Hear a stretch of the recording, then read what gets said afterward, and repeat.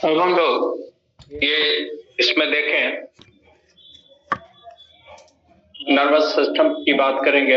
अभी तो इंट्रोडक्शन था, तो उसमें देखा हम लोगों ने कि दोनों सिस्टम एक दूसरे से जुड़ा हुआ है और इसका एक इसका हिस्टोरिकल ग्राउंड भी आपको बताया। हिस्टोरिकल ग्राउंड नर्वस सिस्टम का कि जब ये एनिमल इवॉल्व होना शुरू हुआ तो शुरू में नहीं था और प्रोटोजोआ में भी नहीं था, पॉरीफेरा में भी नहीं था। पहली बार आया ये सिलेंट्राटा, बहुत सिंपल था, नॉन पोलराइज नर्वस सिस्टम, यानी सीएनएस नहीं था, नर्व कॉर्ड नहीं था। उसके बाद और विकसित हो गया एनालिडा में, प्लैटीहेलमिंथ में पोलराइज हुआ, विकसित हो गया एनालिडा में कंप्लीटली पोलराइज। फिर जैसे जैसे आगे बढ़ता गया डेवलप होता चला, फंक्शन भी बढ़ता गया, फंक्शन को रेगुलेट करने के लिए नर्वस सिस्टम भी डेवलप होता गया। तो अब देखें नर्वस सिस्टम में हम लोग जो डिस्कस करेंगे वो 3 division. There are 3 divisions in nervous system, major divisions. पहला है central nervous system, central nervous system CNS, नाम से मालूम हो रहा है सेंट्रल नर्वस सिस्टम कहते हैं तो हम लोग के बॉडी के सेंट्रल पोजीशन में होगा, एकदम सेंट्रल पोजीशन। तो सीएनएस या सेंट्रल नर्वस सिस्टम का आगे वाला हिस्सा ब्रेन है, जो हम लोगों के स्कल के अंदर क्रैनियम है, ब्रेन बॉक्स, उसके अंदर सुरक्षित है। It is dorsal in position, ये डॉर्सल साइड होगा, थोड़ा सा ऐसे रहता है।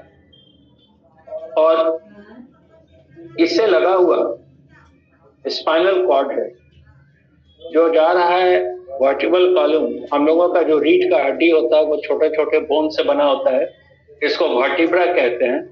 और आप देखिएगा वर्टिब्रा के अंदर स्पेस होता है। अब प्रैक्टिकल किताब होगा ही सबके पास, आप प्रैक्टिकल बुक में भी देखिएगा तो वर्टिब्रा के अंदर देखिएगा एक कैनाल है, उसको कहते हैं neural, that canal is called neural canal.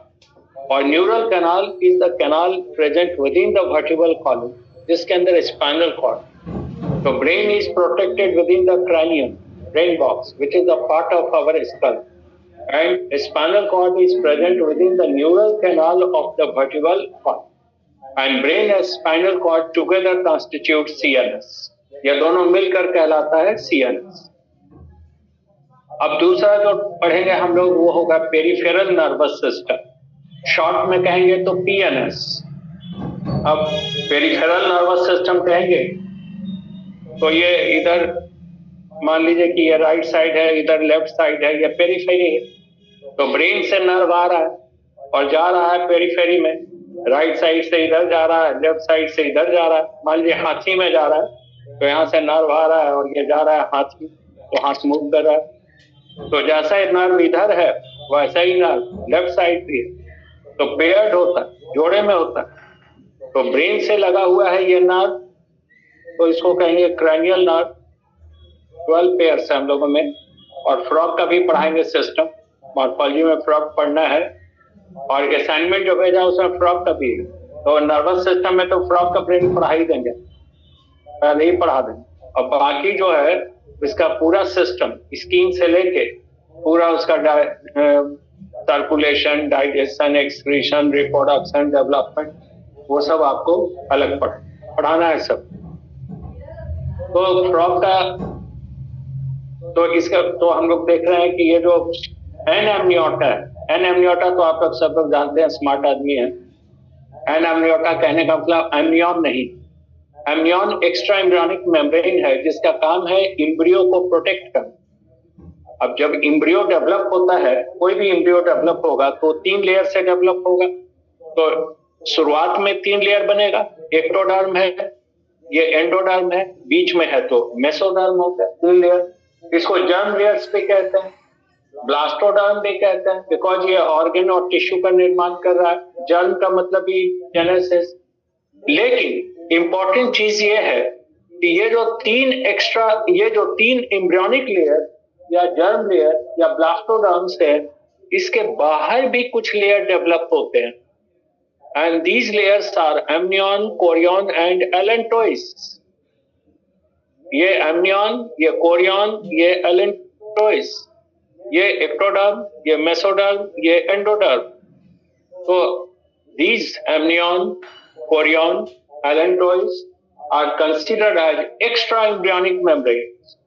Extra-embryonic membrane because they have nothing to do with organogenesis.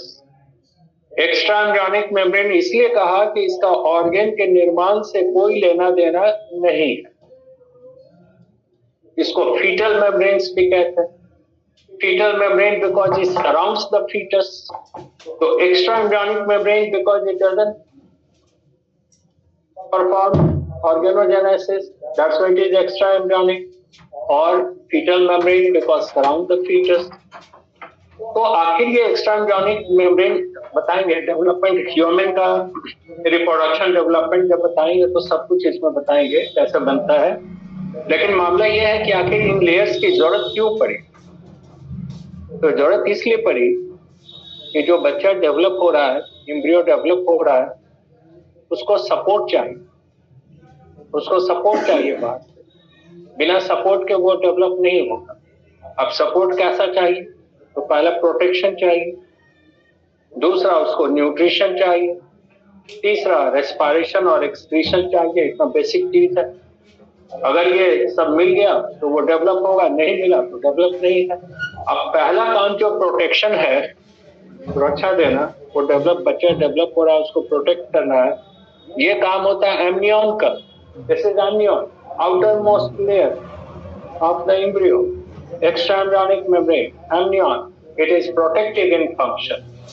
अब सवाल ये है कि कोई फीटस डेवलप हो रहा है एम्ब्रियो, तो आखिर किस चीज से प्रोटेक्ट, खतरा किस चीज से होगा? तो सीधी सी बात है, खतरा होगा शॉक से, उसको चोट पहुंच जाए, फ्रिक्शन से कहीं उसका डैमेज हो जाए, या डेसिकेशन, ड्राई हो जाए। तो अगर कोई एनिमल, किसी एनिमल का डेवलपमेंट हो रहा है पानी में, जैसे फिश पानी में है, फिश में टेलियोस्ट जो होते हैं, बोनी फिशेस, वो तो ओविपैरस हैं, और कार्टिलेजिनस फिशेस, शार्क जिसको कहते हैं हम लोग, दे आर विविपैरस। लेकिन पानी में डेवलपमेंट हो रहा है, मान लीजिए कि अभी विविपैरस का छोड़ दें, अभी बात करें हम लोग ओविपैरस फिश यानी टेलियोस्ट, जिसको हम लोग ऑस्ट्रिच फिश कहते हैं। तो अंडर दिया पानी में, तो पानी में कोई शॉक फ्रिक्शन का या कुछ सूखने का खतरा नहीं है, तो इसलिए एमनियन की जरूरत नहीं, इसलिए फिश में एमनियन नहीं। अब मामला है कि जो डेवलप हो रहा है विविपैरस है, कार्टिलेजिनस फिश। तो कार्टिलेजिनस फिश का बच्चा उसके मदर के यूट्रस में डेवलप होता है और उसके रिप्रोडक्टिव ट्रैक्ट में, और वो घिरा रहता है एमनियन से, एमनियन ही उसको बचाता है।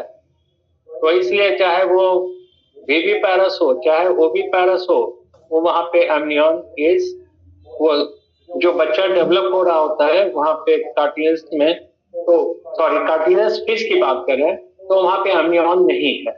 बच्चा जो होता है वो डेवलप होता है बिना एमनियन के, इसलिए anamniota. Fishes are anamnion. Amphibia पानी में डेवलप हो रहा है, अंडर पानी में जा रहा है, स्पर्म पानी में जा रहा है, फर्टिलाइजेशन पानी में हो रहा है, डेवलपमेंट टैडपोल का पानी में हो रहा है, टैडपोल का मेटामॉर्फोसिस यानी चेंज एडल्ट में वो भी पानी में हो रहा है, इसलिए वहां भी एमनियन नहीं है। इसलिए फिश और एम्फीबिया को कहते हैं एन एमनियन। रेप्टाइल का अंडा जमीन पे डेवलप होता है, बच्चा का विकास जमीन पे होता है, चाहे पानी में रहे चाहे जमीन पे। रेप्टाइल अंडा देगा जमीन पे, बच्चा वहीं डेवलप होगा, तो इसलिए उसको ट्रू लैंड वर्टिब्रेट भी कहते हैं। फिर बर्ड, वो उसका भी बच्चा जमीन पे डेवलप होगा। अब मैमल्स का है, ओविपैरस मैमल अंडा देगा, बच्चा जमीन पे। अब विविपैरस में एमनियोटिक कैविटी बनता है, जो बताएंगे डेवलपमेंट में पढ़ाएंगे, जिसके अंदर बच्चा डेवलप होता है with the support of placenta, जुड़ा रहता है प्लासेंटा से बाय अम्बिलिकल कॉर्ड। तो सीधा सा मामला है कि fish, amphibia anamnion, reptiles, birds and mammals are amniotes.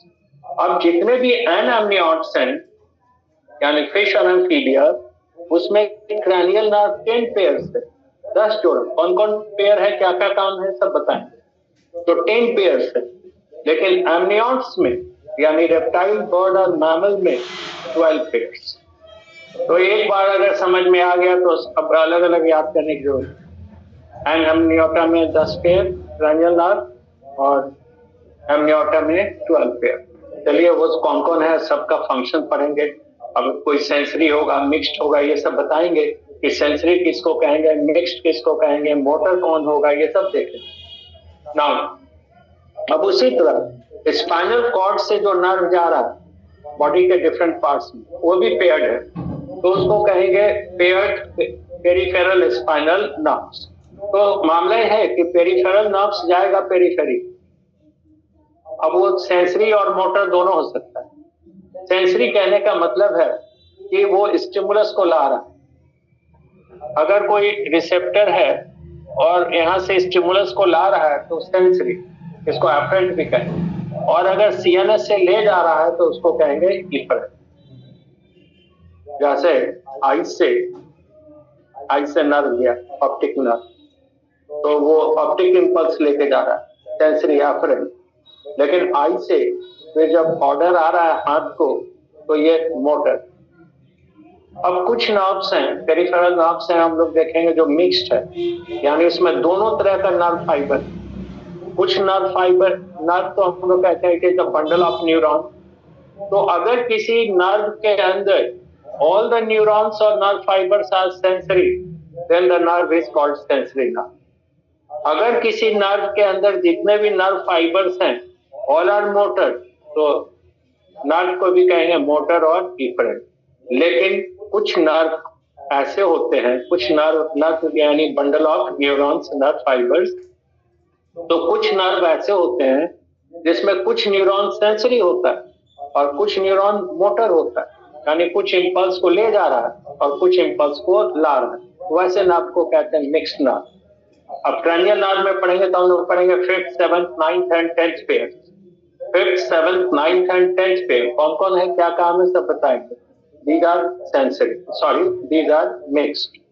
5th, 7th, 9th and 10th pairs cranial nerves are mixed, but all the spinal nerves are mixed.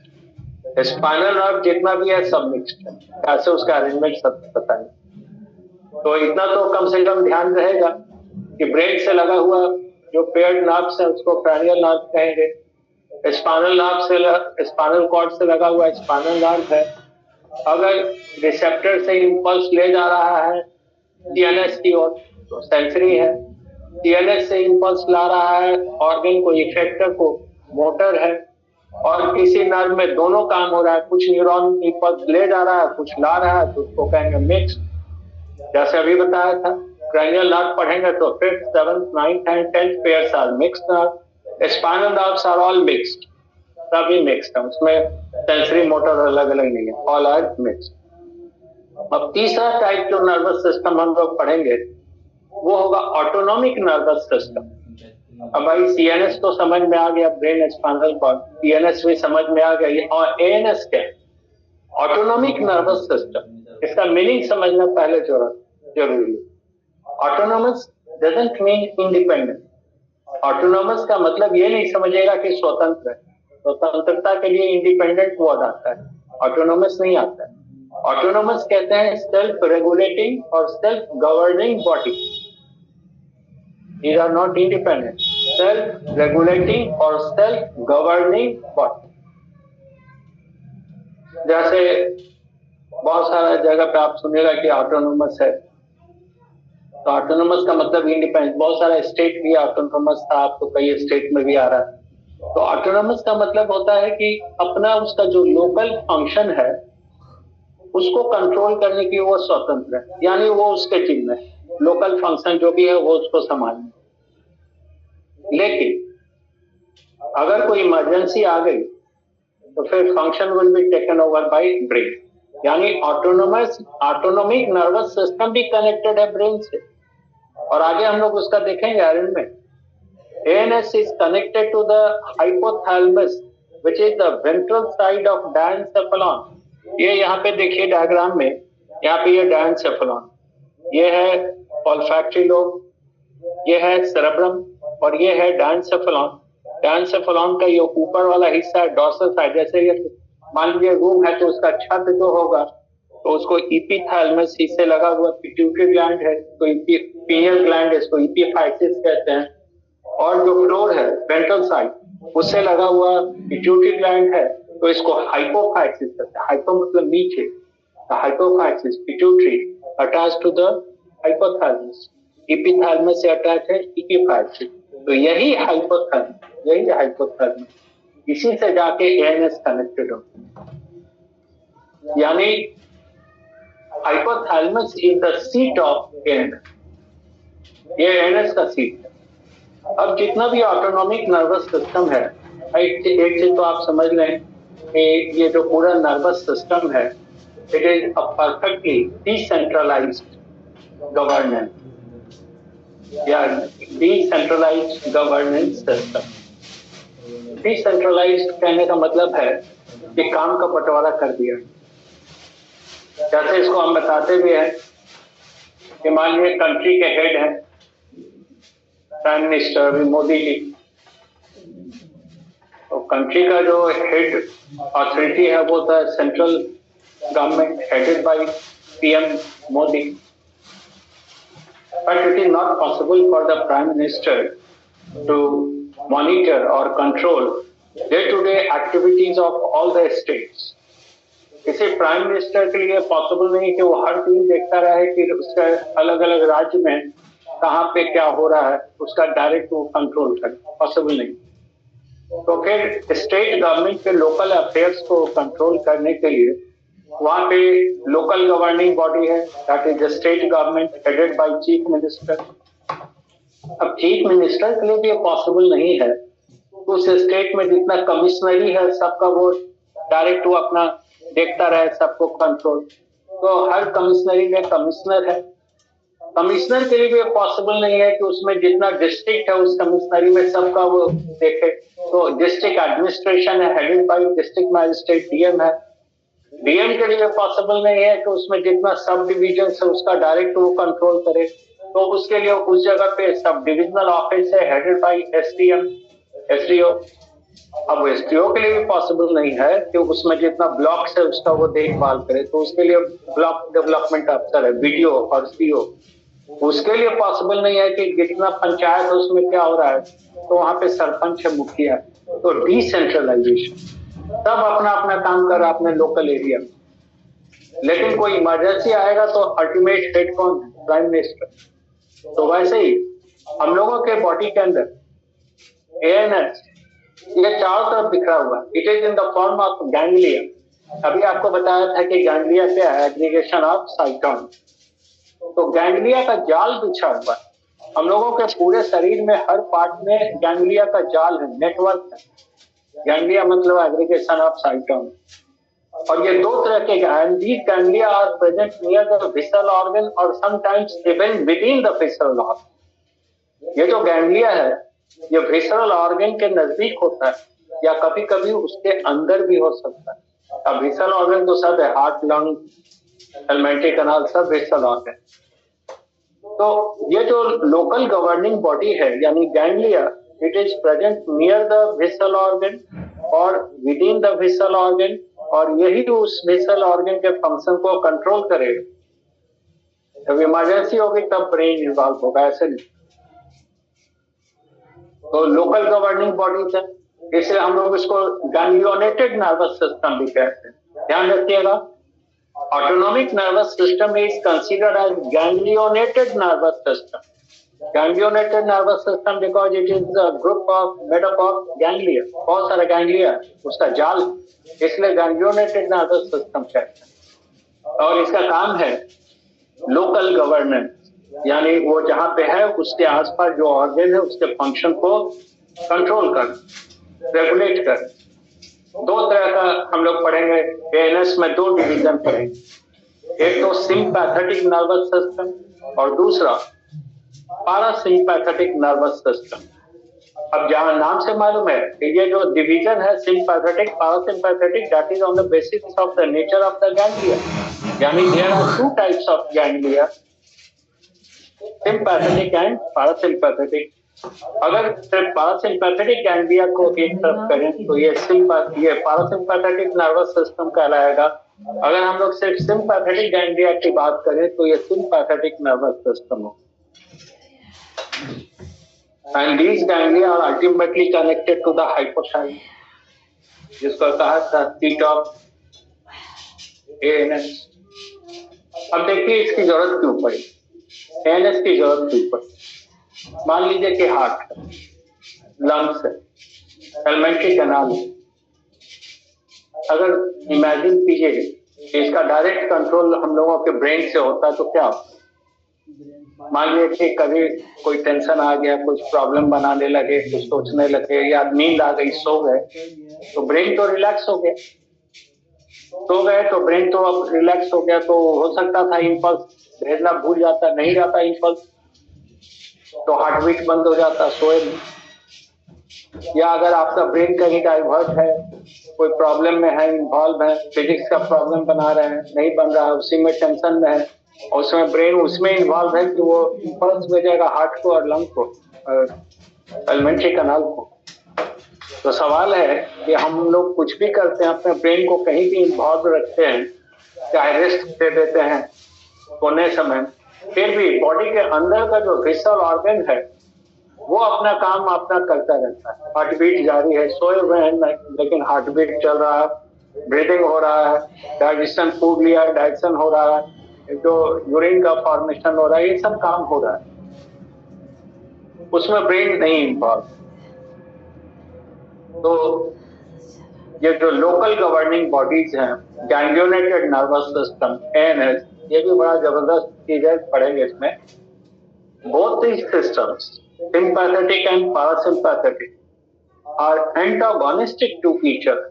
Antagonistic कहने का मतलब विपरीत काम करना। एक अगर फंक्शन को बढ़ा रहा है तो दूसरा उसके फंक्शन को घटाएगा। जैसे कोई इमरजेंसी आएगा तो सिंपैथेटिक नर्वस सिस्टम एक्टिव होगा, वो हार्ट बीट को बढ़ा देगा, ब्रीदिंग को बढ़ा देगा, लेकिन एलिमेंट्री कैनाल का पेरिस्टाल्टिक मूवमेंट, एलिमेंट्री कैनाल के वॉल का मूवमेंट और डायस्टिक जूस का सिक्रीशन, ये सब घटा देगा, ये घटा दिया। तो आप ये नहीं कह सकते हैं कि sympathetic nervous system is always excitatory in function और नेचर। ये ठीक है, लोग कह देते हैं कि sympathetic nervous system is excitatory and parasympathetic nervous system is inhibitory, but ये गलत है। हम लोगों को ये कहना है कि these two systems are antagonistic to each other। एक अगर फंक्शन को बढ़ा रहा है तो दूसरा उस फंक्शन को घटा के नॉर्मल कर रहा है। तो इमरजेंसी हुआ, हार्ट बीट बढ़ गया, ब्रीदिंग रेट बढ़ गया, लेकिन और ब्लड सप्लाई जो पेरिफेरल सर्कुलेशन है, जैसे फेशियल रीजन है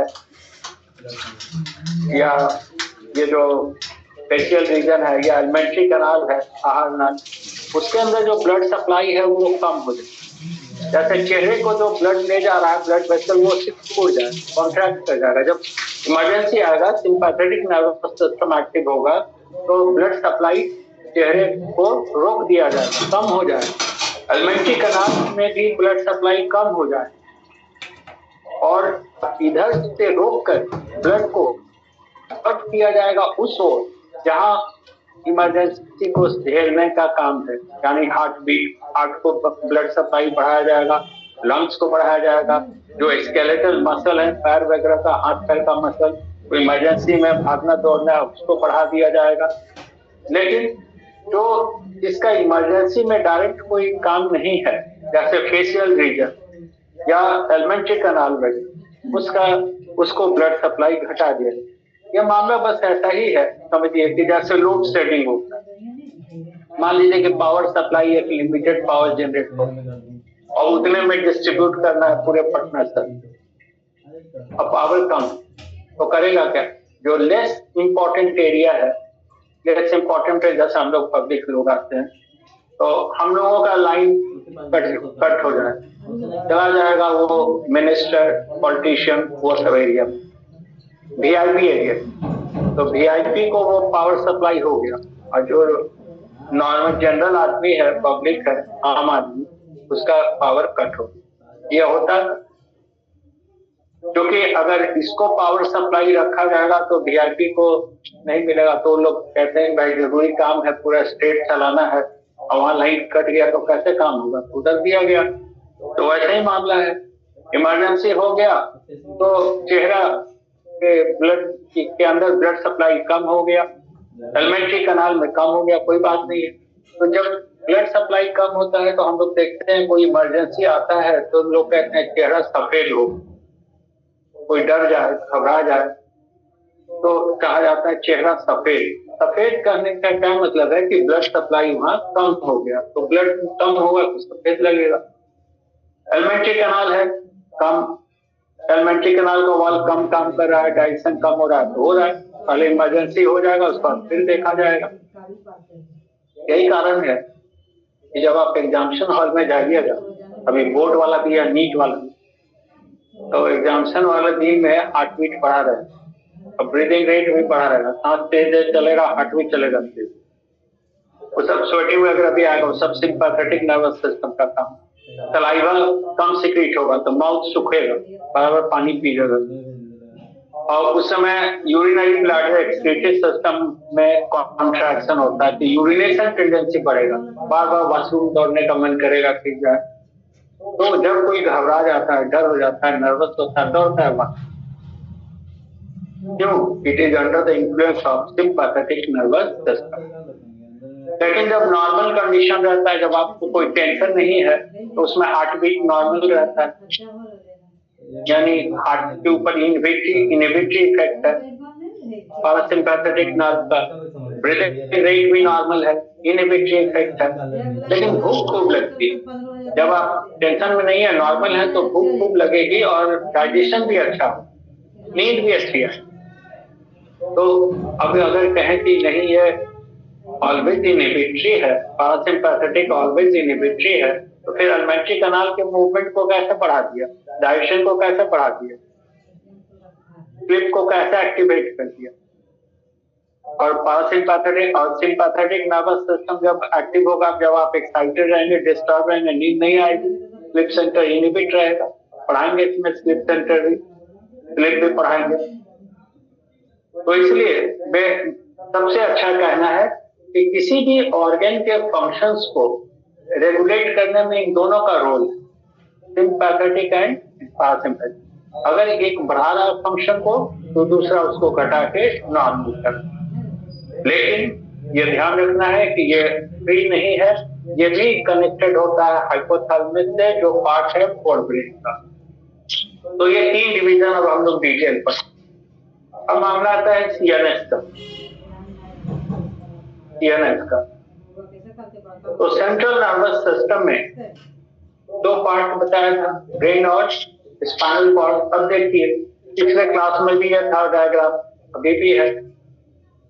यहाँ पे ये एम्ब्रियो डेवलप हो रहा है, एम्ब्रियो डेवलप हो रहा है। इसमें तीन लेयर बन गया है sir, ectoderm, mesoderm and endoderm. ये तीन लेयर आप देख रहे हैं। एंडोडर्म से घेरा हुआ स्पेस कहलाता आर्केंटेरॉन। ये डेवलपमेंट को बताएंगे। आर्केंटेरॉन नाम से भी पकड़ सकते हैं। आर्की मतलब प्रिमिटिव, सिंपल, और इंटेरॉन मीन्स गट। आर्की मीन्स सिंपल और प्रिमिटिव, इंटेरॉन मीन्स गट। यानी अभी आप ये जो कैविटी देख रहे हैं, ये फ्यूचर में डेवलप हो जाना मिड गट, यानी फारिंक्स इंटेस्टाइन। अभी इस स्पेस का नाम है आर्केंटेरॉन। आर्की मतलब प्रिमिटिव और simple, enteron means gut. Embryonic stage में ये जो आर्केंटेरॉन देख रहे हैं, it will develop into the midgut. Midgut यानी pharynx, stomach, small intestine, large intestine में डेवलप होगा। और that's why the midgut is endodermal in origin.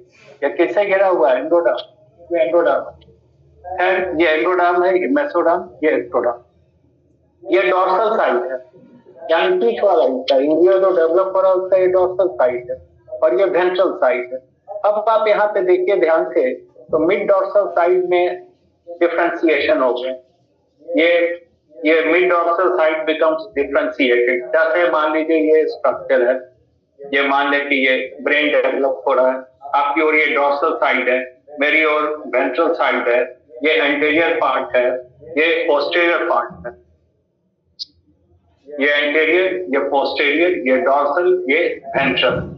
अब पूरा का पूरा डॉर्सल साइड में, मिड डॉर्सल साइड, यहाँ से यहाँ तक ये पूरा एरिया डिफरेंशिएटेड हो गया। And this differentiated region is called neural plate. इसको कहते हैं न्यूरल प्लेट। तो आप देखिए ये न्यूरल प्लेट है।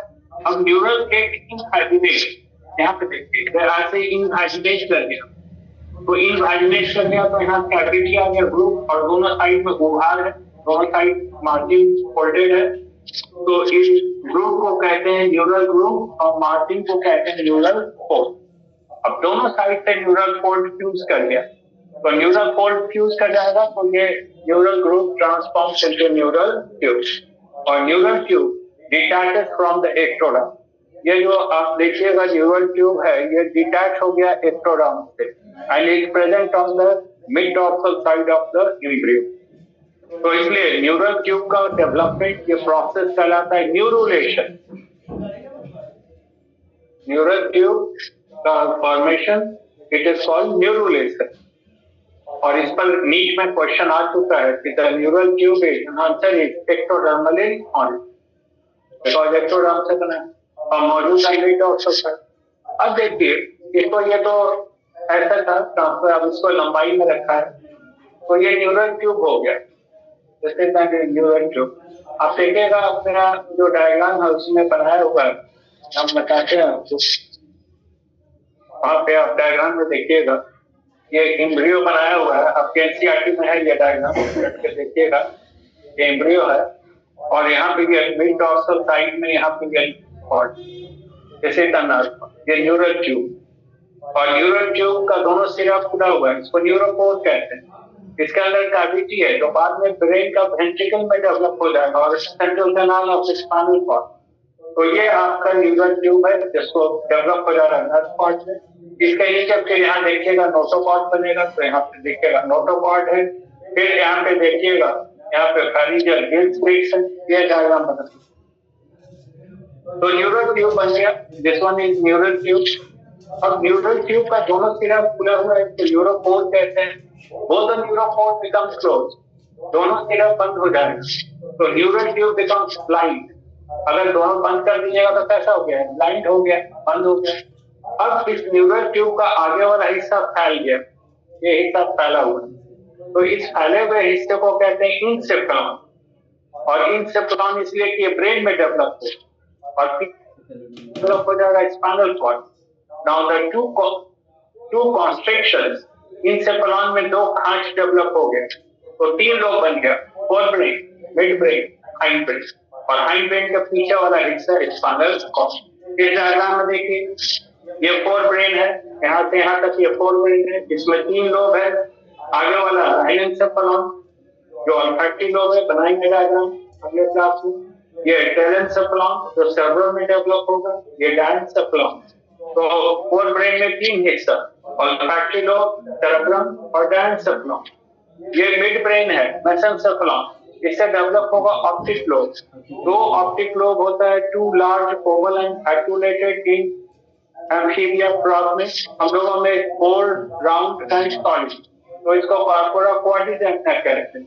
और ये हाइंड ब्रेन में फिर दो हिस्सा, आगे वाला हिस्सा मेसेंसेफेलॉन, इट डेवलप्स इनटू सेरेबेलम, और पीछे वाला हिस्सा माइलेनसेफेलॉन, इट डेवलप्स इनटू मेडुला ऑब्लांगा। तो ब्रेन का हिस्सा पूरा डिटेल बताएंगे, लेकिन अभी आप देखिए ये ऑल्फैक्टरी लोब है, ये सेरेब्रम है, ये डायंसेफेलॉन है, ये मिड ब्रेन जहां ऑप्टिक लोब होगा, ये सेरेबेलम है जिसका काम मस्कुलर कोऑर्डिनेशन, और ये मेडुला ऑब्लांगाटा जिसका काम इनवॉलंटरी फंक्शन। अब अगले क्लास में हम लोग ब्रेन के बाहर, सीएनएस के बाहर जो कवर है मेनिंजेस, उस पर बात करेंगे कि कितने तरह के मेनिंजेस हैं, क्या स्पेस है। उसके बाद हम लोग ब्रेन का वेंट्रिकल डिस्कस करेंगे।